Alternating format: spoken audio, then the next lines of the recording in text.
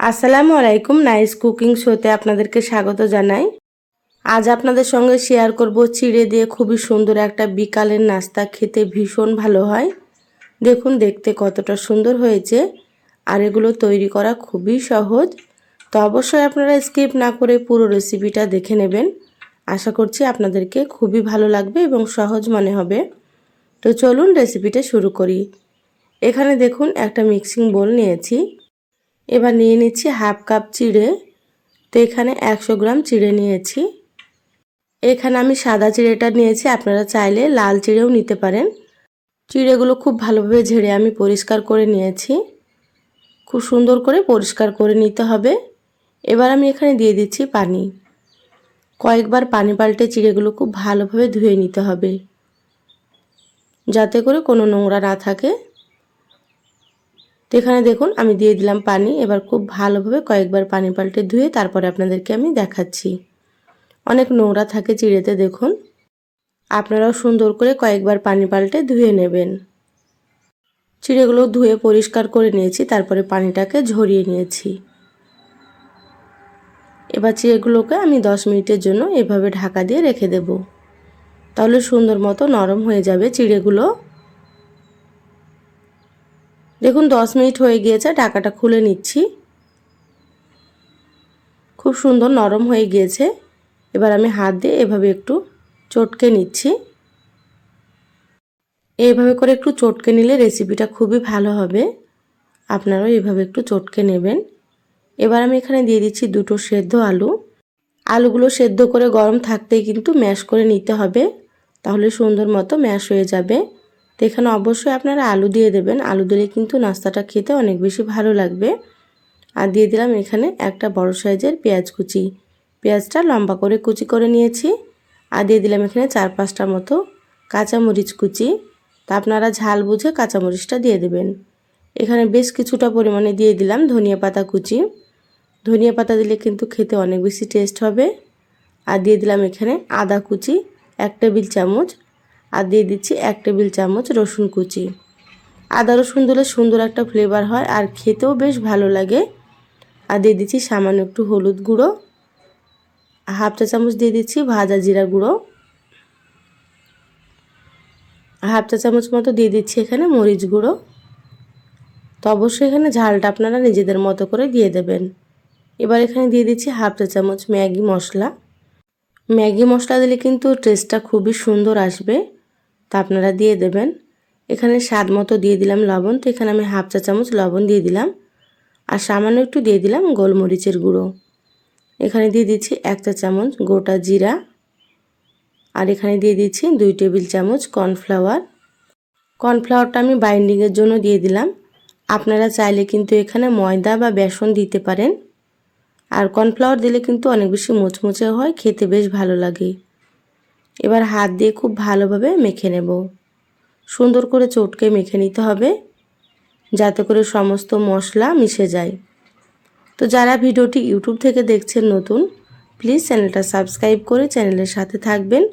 যারা Facebook page থেকে ভিডিওটি দেখছেন, একটা লাইক দিয়ে পেজটা ফলো করে রাখবেন। এখানে আমি আরও 1 চামচ দিয়ে দিলাম কর্নফ্লাওয়ার, একটু লাগবে সেই জন্য সামান্য একটু পানি দিয়ে দিলাম। এখানে 3 থেকে 4 চামচ মতো পানি দিয়ে দিলাম। খুব বেশি পানি দেওয়া যাবে না, তাহলে অনেকটা পাতলা হয়ে যাবে। তো এখানে অল্প একটু পানি দিয়ে খুব ভালোভাবে আঠালো করে মেখে নিচ্ছি। এই নাস্তাগুলো খেতে এতটাই সুন্দর হয়, তো অবশ্যই আপনারা একবার হলো তৈরি করে খেয়ে দেখবেন। একবার তৈরি করলে কিন্তু আপনারা এটা বারবার তৈরি করবেন। দেখুন খুব ভালোভাবে মেখে নিয়েছি, এইভাবে আঠালো করে মেখে নিতে হবে। এবার আমি হাতটা পরিষ্কার করে নিচ্ছি। হাত পরিষ্কার করে নিয়েছি, হাতে একটু সাদা তেল মাখিয়ে নিলাম। এবার নাস্তার শেপে তৈরি করে নেব। এভাবে কিছুটা করে নিয়ে সুন্দর করে হাতে এভাবে চেপে চেপে একটু গোল করে নিচ্ছি। তারপরে 2 হাতে নিয়ে সুন্দর করে গোল করে চ্যাপ্টা করে নেব। নাস্তাগুলো আমি এইভাবে গোল করে তৈরি করে নিচ্ছি, আপনারা চাইলে লম্বা করেও তৈরি করে নিতে পারেন।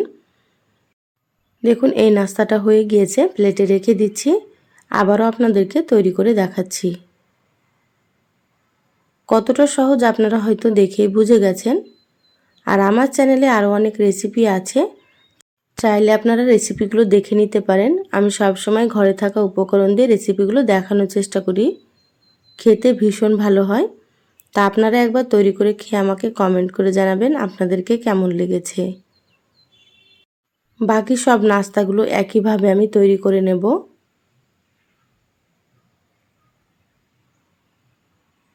দেখুন সবগুলো তৈরি করে নিয়েছি, আর কতগুলো হয়েছে। এবার এগুলোকে ভেজে নিতে হবে। গ্যাসে আমি আগে থেকেই তেল গরম হতে বসিয়ে দিয়েছি। তেলটা প্রায় গরম হয়ে এসেছে। এবার আমি নাস্তাগুলো একে একে তেলের মধ্যে দিয়ে দিচ্ছি। তেলটা মিডিয়াম গরম করে নিতে হবে, খুব বেশি ঠান্ডাও হবে না বা খুব বেশি গরম হবে না, মিডিয়াম করে আপনারা গরম করে নেবেন। দেখতেই পাচ্ছেন। এবার একে একে নাস্তাগুলো আমি দিয়ে দিচ্ছি। অতিরিক্ত তেল গরম হলে কিন্তু নাস্তাগুলো দেওয়ার সঙ্গে সঙ্গে উপরটা কালার চলে আসবে আর ভেতরটা কিন্তু কাঁচা থাকবে। সেজন্য এইভাবে করে দিতে হবে, আর মিডিয়াম আঁচে উল্টে পাল্টে নাস্তাগুলো একটু সময় নিয়ে ভেজে নিতে হবে। দেখুন এক পাশ হালকা কালার এসেছে, এবার আমি উল্টে নিচ্ছি। আর দেওয়ার সঙ্গে সঙ্গে আপনারা নাড়াচাড়া করবেন না, একটু এভাবে ভেজে নেওয়ার পরে উল্টে নেবেন। এই নাস্তাগুলো তৈরি করে আপনারা বিকেলে চায়ের সঙ্গেও খেতে পারেন বা আপনারা টমেটো সস দিয়েও খেতে পারেন। খেতে কিন্তু খুবই ভালো লাগে। নাস্তাগুলো এইভাবে আমি ঘুরিয়ে ঘুরিয়ে মিডিয়াম আঁচে ভেজে নিচ্ছি। দেখুন আস্তে আস্তে সুন্দর কিন্তু কালার চলে আসছে। তো নাস্তাগুলো আরও একটু ভেজে নিতে হবে। এগুলো তৈরি করে আপনারা কিন্তু অতিথি আপ্যায়নও দিতে পারেন।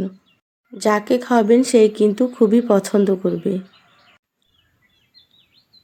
এইভাবে ঘুরিয়ে ঘুরিয়ে ভেজে নিলে কিন্তু সমানভাবে ভাজা হবে। কালারটা কিন্তু খুবই সুন্দর চলে এসেছে দেখুন। আর নাস্তাগুলো সুন্দর মতো মুচমুচে হয়ে গিয়েছে, ভাজাও হয়ে গিয়েছে। দুপাশটাই কিন্তু সুন্দর মতো ভাজা হয়ে গিয়েছে। এবার আমি নাস্তাগুলোকে তুলে নেব। দেখুন দেখতে কতটা সুন্দর হয়েছে।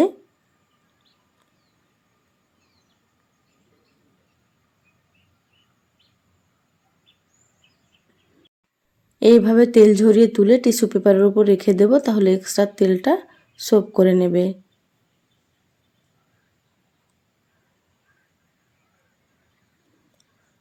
দেখুন সবগুলো ভেজে প্লেটে তুলে নিয়েছি।